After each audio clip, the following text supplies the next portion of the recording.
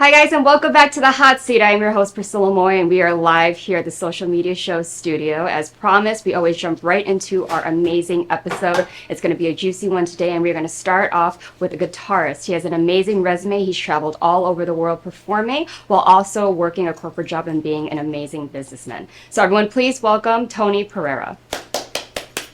Hello, Tony. Welcome to the show. Nice to meet you. Take a seat. Thank you for having your time here on Wednesday to sit here and talk to me about your amazing life. Well, thank you for the invitation. Of course. I always like to talk about myself. I've seen a couple of your interviews, and it does seem like he does.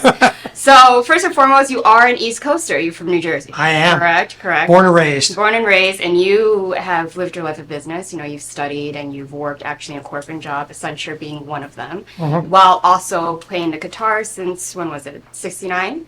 Yes, 1969, right? Okay, right. So tell me a little bit about that. So you basically have played guitar your whole life, but never really going for a career as just a straight guitarist, correct? Because I know that you still had that. So what was that like for you, and why did you keep guitar on the side while pursuing corporate work?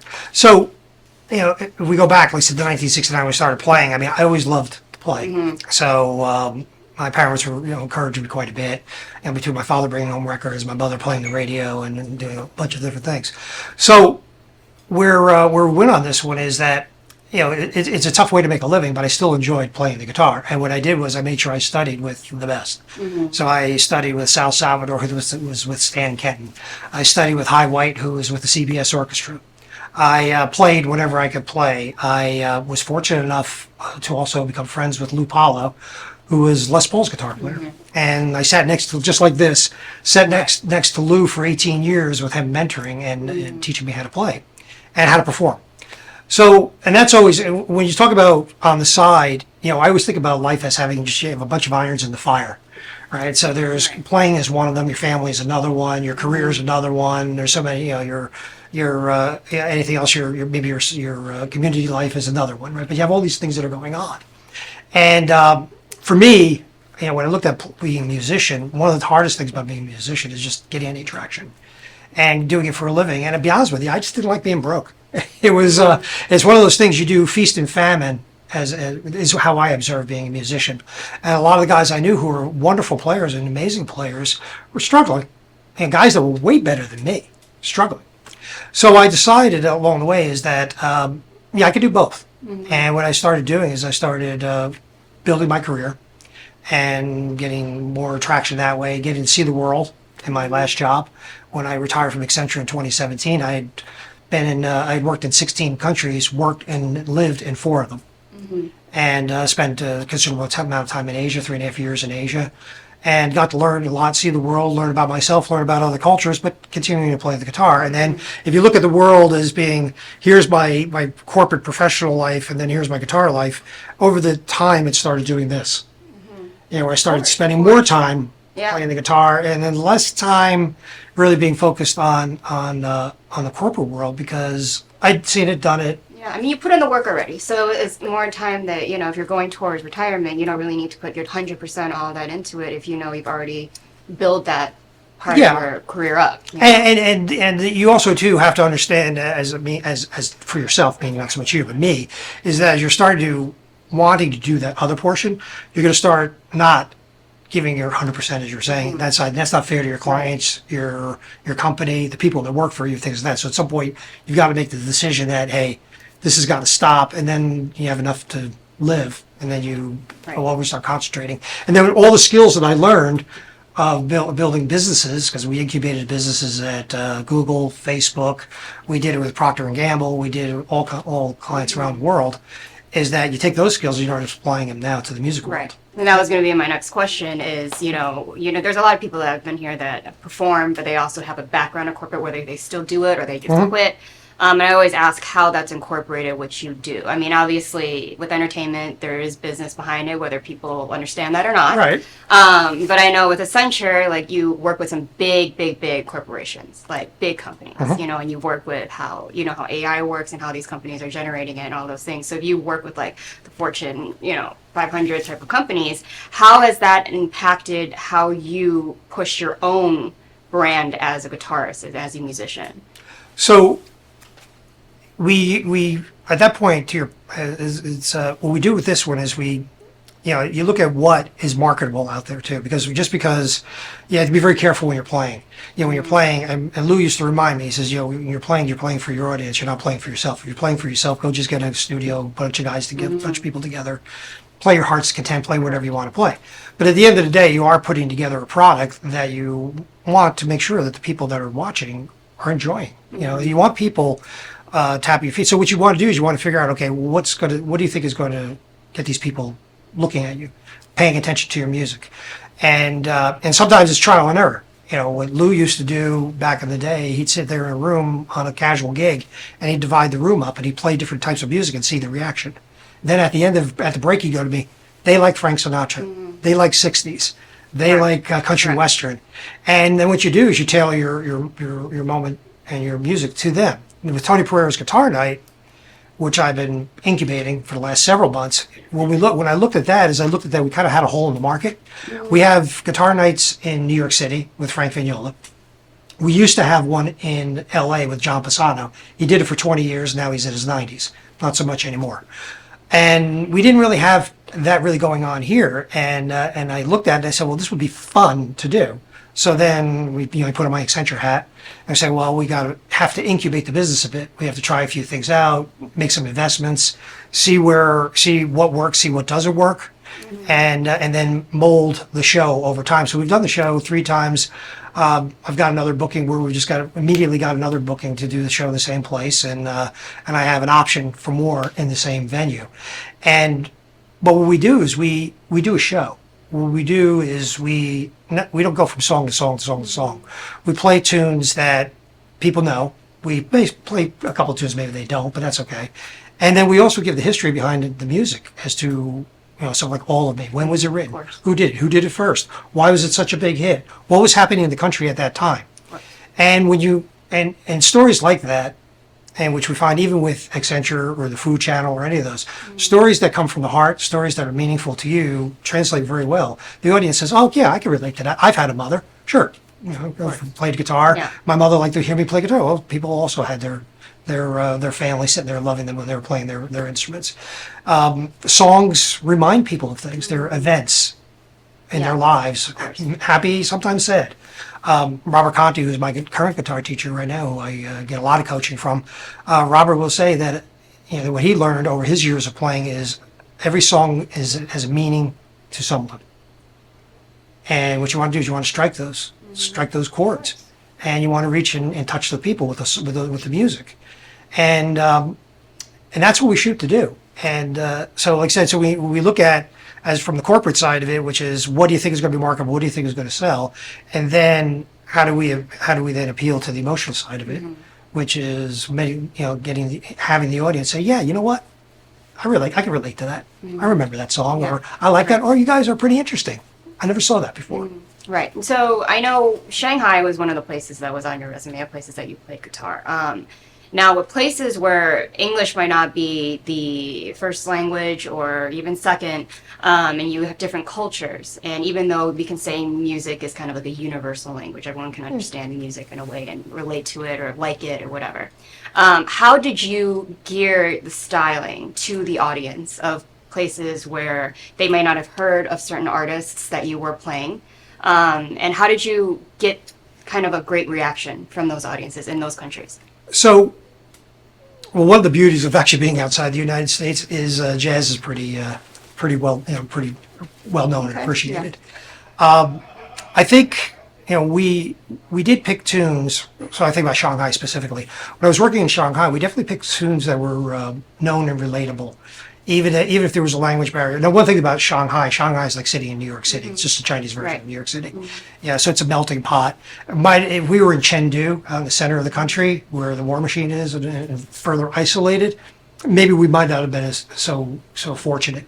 But being in Shanghai, a very international, very global city, who was thirsting for anything that was coming out of the West at the time. In fact, that year in 2010 was the Shanghai Expo, and Herbie Hancock was there with Dee Dee Bridgewater. So giants and jazz were there, and they just packed the place. So what we did is we made it relatable. One of the things we don't do and the same thing I did when I was in Shanghai, is I made sure that we were light on solos. Very long on melody, because Les Paul once said to me, Tony, he says, no one hums your solo. No one. They hum the melodies. They want to walk out humming the song that they've heard. Right, of course. And so with Tony Pereira's Guitar Night, what we did in Shanghai, anytime I play, it was very long on melody, maybe a couple of choruses on a solo, maybe no more than one. And then we move on to the next song. And we did that, and it was funny because funny that you asked that question, is because the singer she was from Austria but educated in New York City, and wonderful voice, Heidi Kren. And I remember Heidi she felt like I was working her to death, because we would do, like when she would do a gig, she'd maybe sing five tunes for an hour. She'd do 12 with me, and because we went boom, song after song after song, keep the audience engaged. So I think in Shanghai we kept our audience engaged, and I had great support from the food and beverage manager there, who took great pains to advertise. When his boss pushed back on some of it, and all of a sudden his boss started bringing guests to the gig. And we do it once a month, and it would be a trio, piano, it would be a voice, guitar, and bass. And then later on we added a drum. But it was just making it relatable. Yeah, but that's great, because I think a lot of times, even if they might not know the song, if they hear great melody or they hear great instrumentals and great playing, you're kind of tuned in, kind of, get their attention in that way. And like you said, music's a universal language. So even if it's just instrumental, no vocal, nothing, I think that's a lot of people just like listening and hearing great musicians just playing, whether it's piano, guitar, in your case. But taking it back, what was it about guitar specifically? So today I know you brought, it's an electric guitar. Yep, correct? my 7-string. Right. Okay, so you play guitar your whole life. Was there something about guitar that you're like, that's the one? Because I'm sure music always spoke to you, but did you have a battle on what should I play? Guitar, you have bass, you have cello, you have piano, things like that. What was it about the guitar that really spoke to you? So back in let's go back even further, probably in the early mid 60s, my mother signed me up for piano lessons. Okay. And it just wasn't for me. I didn't want to practice. I just didn't enjoy it. It just wasn't floating my boat. So my mother said to the piano teacher, the piano teacher grabbed my mother, said, "Look, he's not doing it. He doesn't. He's hating it. What you have to do," he said to her, "is stop, let him come to you, and he will pick an instrument." So my mother said to the piano teacher, and this is very typical, here in New Jersey or New York, my mother said to the piano teacher, "Well, I like piano." He says, "Well, then I'll teach you piano," but he doesn't want to play. Right. About a few years later, and we started doing, I went to a Catholic grammar school, and that's why that's relevant, is back in that period, we started doing the smoke masses. And we had people coming in and playing guitar. So there was one particular guy that he was an adult, and he was really good. I'm like, that's pretty interesting. And then, of course, you heard the Jimi Hendrix and all the stuff that was happening around the same time, and Led Zeppelin and things like that, but didn't really speak to me. But I saw these guys playing, and one of the reasons I thought guitar would be good too is you have total control of your instrument, meaning quality too. Because if you go back in those days, we didn't have a lot of electric pianos. It wasn't that big. It was just becoming big. So you're always at the mercy of whatever instrument was sitting in a room. So I never really considered any of the other band instruments like horns or things like that. I just wanted to play something that I could kind of carry with me, but that would be universal. And then I could hear things like, Johnny Smith and doing solo guitar, and hearing all these other people that play, they used the guitar like a piano. And it just grabbed me. And I started, my mother and father said to me, "Okay, great. Well, you're 10 years old. We'll wait till the summer's over. When the fall rolls around, we'll start with the guitar lessons." Never look back. I was 10 years old and never looked back. I barely remember not having a guitar in my hand. It's been Just that long. clicked. Right? Yeah, I just loved it. My mother said, Yeah. my mother's not long gone now, but my mother would tell you, she would say, "I've never had to tell them to practice. Never. Yeah, Never. I just love it. And today, I practice 5, 6, 7 hours a day today. of course. Do you write your own music? I do not. Okay. I do not do that. There's such a, it's something I would like to start to do, but there's so many beautiful tunes out there that, because I've done arranging and I've done things like that, but not writing new tunes. There's so many beautiful Great American Songbook tunes that I just love to play, and love playing with them with other people, and you can't write those tunes today because the world just isn't there. Yeah. Meaning, even if you could try to write it, it doesn't lend itself to producing that type of music anymore. Of course. So I don't know what I would write if I did try to write, but I love diving into the great American. There's thousands and thousands and Yeah. thousands of tunes that I'll be long dead before I can get to them all. Of course. And I know that you specialize in the Great American Yeah, that's what I love to play. Right. And you also, is there some musician, even or if it's a singer, it doesn't even have to be a guitarist, that really motivated you to become better? Like you look at this person, like this is my idol, right? This is what continues to motivate me, is that whatever impact that musician might have on you emotionally, on your life, or even within the world of music that we know today, who would that person be?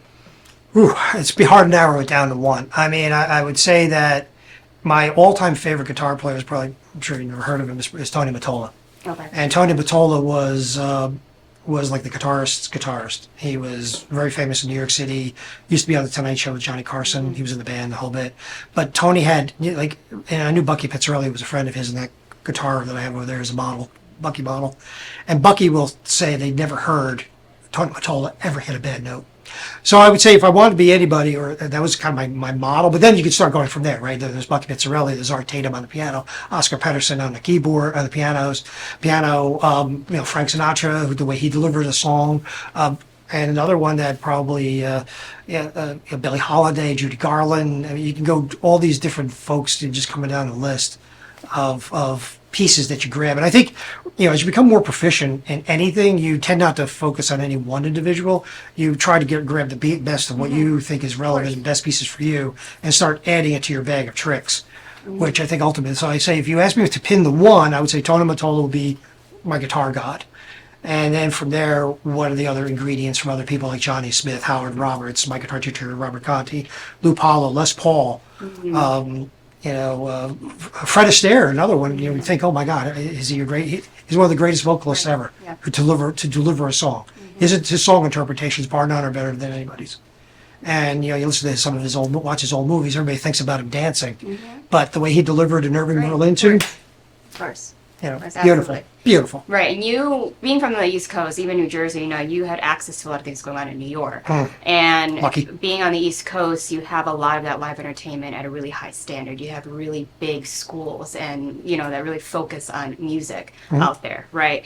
So now that you lived in Las Vegas, how long have you been here? I've been here officially since 2016. Okay, 2016. So it's not that long. No. But I'm sure you've now seen the differences between what Las Vegas has to offer in regards to the level and standard of entertainment versus what is there in New York, right on the East Coast. How do you manage that? Do you notice those things? Do you see it as a positive, a negative? And what are you trying to contribute being from a big city like that can bring to Las Vegas? Well, I don't know if I'm so cocky to say bringing anything to Las Vegas, to be honest with you. I don't know if I would say that. But if you talk about differences, I would say that our focus, because we have a lot of really good players here. In fact, Brahim Sheree, who's going to be with me on bass tonight, is a phenomenal bass player. And he lived in New York for a while, too. So you do have some transplants that have lived there and come out. I would say that the focus here in Vegas, you'll hear that Vegas is called the entertainment capital, whereas you'll hear the other cities are called music capitals. And I think here there's more of a view on entertainment, more on the singing. There's small pockets of places where you can actually play. So I think we have a great talent pool here. We absolutely do. Is the talent pool any different than in New York? I just think the focus may be a little different. I think you have a lot more small ensembles, more opportunities for jazz musicians to play in New York, LA, or Chicago than you do here in Las Vegas.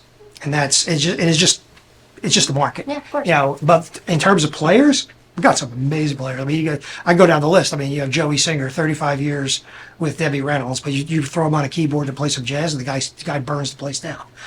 Steve Flora is another bass player that's fantastic out there. Jake Langley is one of the finest guitarists in the city. John Falbo is another great guitar player who does a lot with Bruce Harper. I think he's well into his 70s. He's a New York guy that transplanted himself out here. Have you heard of him? Probably not.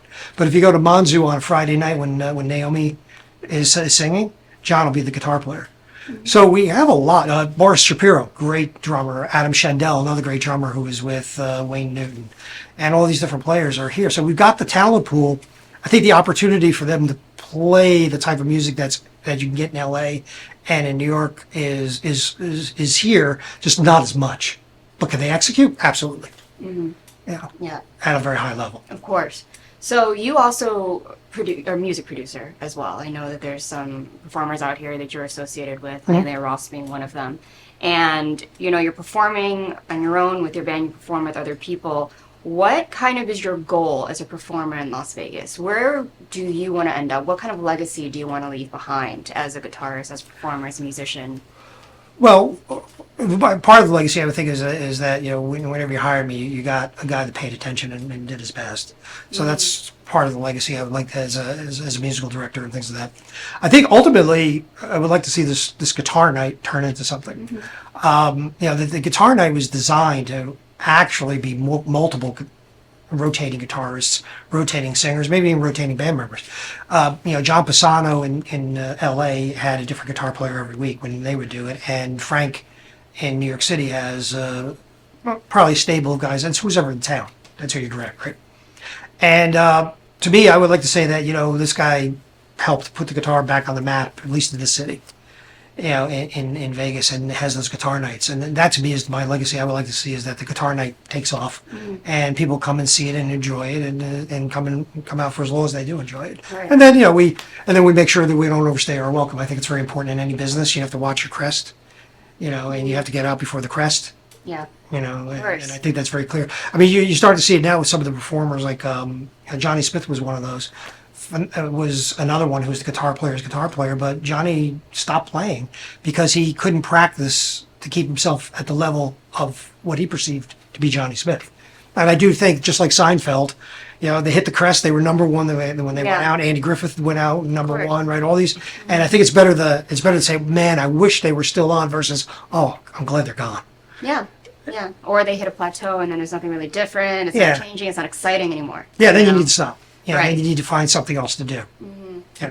So what would you say about yourself in regards to other performers? If you were in a group of musicians and you said, okay, well, choose me, what would be your pitch? What makes you different and stand out beyond all these other amazing talent in Las Vegas? I don't know if I would use, because we always were very careful about that at Accenture. Is Okay. you didn't quite always compare yourself to your competition. Is usually, so what is something that what am I bringing to the table? I'm bringing to the table is my business focus. So I think what I used to do helps me when somebody hires me as a musical director, because not only think about the music, I'm thinking of the business aspect of it, profitability and things like that. So I think when you grab me, you're getting that former Accenture guy, which is very business focused. Yeah, and I feel it's online. hard for you to let that part go. I won't. Corporate. You won't. Yeah, I won't, it's hard for you because to fully immerse yourself in music without bringing up Accenture. Well, I can immerse myself. What I don't immerse myself is being, and I don't want to use this as a negative, but being artistic at the risk of not watching the bottom line. So I think what I bring is being able to harmonize the two. Is that I do believe that there is a certain level of artistry that has to be done, but you also have to make a profit in order to be sustainable. So I think if you hire me, you're getting that former background there. If you're hiring me, it's because you're looking for more of a jazz guy than a rock guy. So the more pop tunes, the more covers and stuff like that, I tend to shy away from those. If you called me up and said to me, "Look, I've got a cover band. We're going to be doing a bunch of tunes, and we're going to do them exactly like the record," I would be more than happy to give you 5 guys that are better than me to do that. And I think I bring that value too. Is I won't do something that I feel It's not your strong suit. Yeah, and I would be happy to recommend somebody who I think can do it. Yeah, and so there's really no ego with me. One of the beauties of being retired now is that I can pick and choose what I want to do. I don't have to take everything, and by taking everything, you can really screw somebody else's band up. But if you're not honest with yourself too. So I bring that to the table, and I think professionalism, and the other part of it is you'll have a very tight business model, in terms of contracts, people getting paid on time. That's a big issue. It's a big That's issue a here. big issue. I will agree with you on that one. People getting paid is I've seen super people. hard for some reason. I don't know why it's. Well, I Sometimes think it's the lowest like you would think that's not even supposed to be a big deal, and then it ends up being like It's you're huge. chasing down a year later Yeah. for a gig you did, and I know people that do Yeah. that. I mean, I tend to EFT it like when my rule, because I may forget or I may get on to something else. Right. When we're doing a gig and as you're walking in the door, I'm just shooting you the money. Yeah. You're not going to Yeah, run don't out of worry me. about it. You're not going to Yeah. run out of me. Yeah. You know, I mean, you're not going to leave. So you shoot them money. Now they're not worried about getting paid. Yeah. And they're done. Now they can That's focus right. on That's what right. I need them to focus on, Exactly. which is the music. But it's very interesting. I think what I've noticed is I think some of the bands out there, when they're taking gigs, they tend to run their business underfunded. So, and you'll hear things like, well, I was waiting for the club's check to clear. You know, collections is my problem. Not if you're working for me. You know, Yeah, it collections shouldn't be are the my artist or the performer's issue. Like you should just Yeah. guarantee they're paying. collections are my regardless. problem. Exactly. Right. Exactly. If I never get paid by the venue, that is not your problem. Exactly. You know, and I don't make it anybody's problem. Yeah. So I think that's one of the big Yeah, get and with me it's too. a popular thing I've noticed. Yeah, I may not be. Artists, Yeah, that may not be maybe the best guy they're going to work for in terms of being a musician, but they know they'll get paid. Yeah, but that's if you. It sounds crazy. You would think that should be like the bare minimum. Yeah. But I've noticed that, especially here, that is actually a far reach. You're asking for a lot when you're demanding your pay, and you already did the job, right? Yeah, well, I've seen So- guys, I've seen performers, musicians that I've talked to. They'll tell me that they waited months, months. Yeah, I've waited years. Still, Yeah. I'm threatened when I ask for it. You know, Yeah, stuff yeah, like that, and that's you know, what happens. And as a business guy, you know, there's cost of money. You know, for every minute you don't get paid, it's a 1.5% per month that you're losing on the money. I mean, that's the way I think. Yeah. Right. So if I don't give somebody something, then and then on top of that, if you've got to chase me, your hourly wages keeps going down for every minute you have to spend chasing me to get what you should have gotten in the first place. Exactly. Yeah. And that's the way I And think. then you kind of ruin business Yeah. networks and all those things. Yeah, Now nobody you're not wants to gonna work for hire- you. Exactly, exactly. So I mean, it's never going to work out. I don't know why that's thing, but it's very, very, very much Yeah. a thing. So you're going to be performing today, correct? Yes. And can you give a little insight on what you'll be performing? You do have your bass player here with you Yes, that we will Graham. see after the interview. So give us a little insight on what the viewers will be expecting from. So what we're going to do is we're going to do a swing tune called "Swonderful" by George Gershwin, and it's an old tune, probably from 1927, 28. And we're probably going to see something that you probably don't see too often, which is one of my favorite ways to play, is just guitar and bass. And and what's beautiful about that moment is, like, when you have a player like Graham, not only is he basically is your drummer, he's your keyboard player, and so he's providing your harmony behind you and also the pulse. And all I have to do is play. Because if you look at music, there's only two things you ever really need. You need melody, and you need bass. Yes. Everything in between is gravy. It's icing on the cake, nice to have. The 7-string guitar, which I guess point to off camera here with you guys, is a Bucky Pizzarelli model. I started playing 7-string probably about 20 years ago. Bucky was one of my favorite players. George Van Emp's another one. The 7th string is a low A, which allows me Okay. to give me some more depth. So when I play a note, I can hit it. So if I'm playing by myself, I may not need a bass player. I like Yeah. having them. I think they're great. But if I don't have one, I have enough bottom in my guitar to be able to do solo guitar. Yeah, yeah. So it's really not a lot of people can play 7-string guitar. Yeah, a lot of people And, don't want to yeah. either. It's like- Yeah, it's a lot. It's a lot, So one last question. This Sure. question I ask all of my guests because it kind of sums up who they are. It kind of sums up everything we've heard, because I think the viewers get to know you a little bit as the interview goes along. The question is there a philosophy that you live by? Yeah, do the right thing. Okay. Do what you always believe is the right thing. There's probably when I was with Accenture, that was one thing my boss always said. It was about the integrity. He said when I was there, he said, you never had to worry about trusting me. He always knew I would take care of the clients. He always knew I would take care of the people. He always knew that no matter what it took, we would always do the right thing and what we believed was to be right. Right. Now, sometimes what you believe to be right may be wrong. But as long as you go in there with your heart as pure Yeah. intent that you believe you're doing the Genuine. right thing and that you're not gaming the system, trying to make yourself look better at the expense of anyone else, just do the right thing. So to me, just do the right thing. Do the right thing. Do what you believe is in your heart, and I think you do that, and you're good. Yeah, of course. I mean, that kind of sums you up as a whole. I mean, I feel like that's how you lived your life. I mean, you are a good businessman. much easier. That's pretty, yeah, it is. And if you lead being genuine like that, Yeah. I feel like you don't have as much to worry about, because at least everything you did was with integrity and something that you believe in. So there's not much to. Yeah, there's there's another. no fluff. There's no, No. to remember what did I say. Right? You know what I mean? It's very Well, to paraphrase, I straightforward. think it was Yeah. paraphrasing Mark Twain, is you never have to remember anything if you tell the truth. Exactly. Exactly. That's exactly what I was thinking. Yeah, Exactly. right. Right. So please tell the audience where they can follow you, they can view you, about your guitar night, where your next show is going to be, Sure. and how they can look out for that. So we are going to be at Max's Jazz on Decatur and Flamingo. So you go to maxofjazz.com and they go to reservations. That's going to be June 7th at 7 p.m. to 10 p.m. We're going to have on Tony Pereira's guitar night that night. We'll have John Wiedemeyer, from the lead guitarist for the Beach Boys, will be with me. Bram Charay, who you will see today with me on bass. We'll have Wendy Carianis on vocals, and we'll have Adam Shandell on drums. We had a great night the last time, and Max invited us back pretty fast. So come on down. In fact, a couple of people came down and asked me, to play a couple of songs for them while they were there. So happy to do some requests there. You're good with improv too. That's how well you know your music. Perfect. Well, thank you so much. When we come Thank you. back, they will be performing right after this break, so make sure you don't go anywhere. Now on digital and DVD. Hit it. Space Wars: Quest for the Deep Star is an epic sci-fi adventure. Do what needs to be done. An edge-of-your-seat wild ride. We have company. Tons of popcorn-munching fun. 5 stars. A love letter to the sci-fi films of the 70s and 80s. With plenty of action and fun for all. You need to see it. You really do. The captain just decided it's time to go. I am ready for a sequel. Experience a bold new adventure. Space Wars: Quest for the Deep Star. A good old-fashioned adventure. Now on digital and DVD. Traditional TV is going away. Hollywood is starting to fade. People are demanding real stories from real people. Our voices are now being heard in our own way.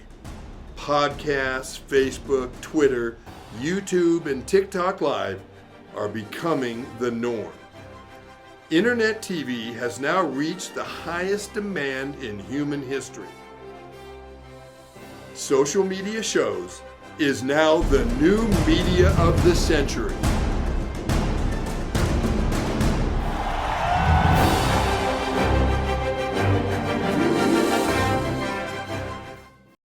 Thanks, Priscilla, for inviting us to play a tune. So today we're going to do a tune called It's Wonderful, and we talked about it a little bit earlier by George Gershwin. To my left is my favorite bass player in town, Bram Charay. And in fact, when we talked about guitar night, Tony Pereira's guitar night, you'll see Bram there on the next one.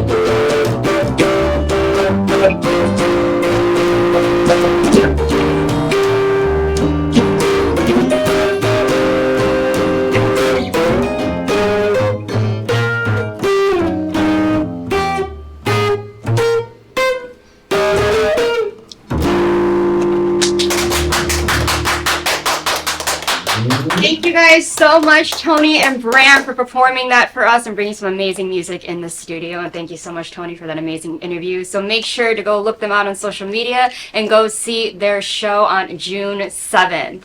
Thank you guys so much Thank you. once again. And when we come back from the break, we're going to meet our next guest, so don't go anywhere. Thank you.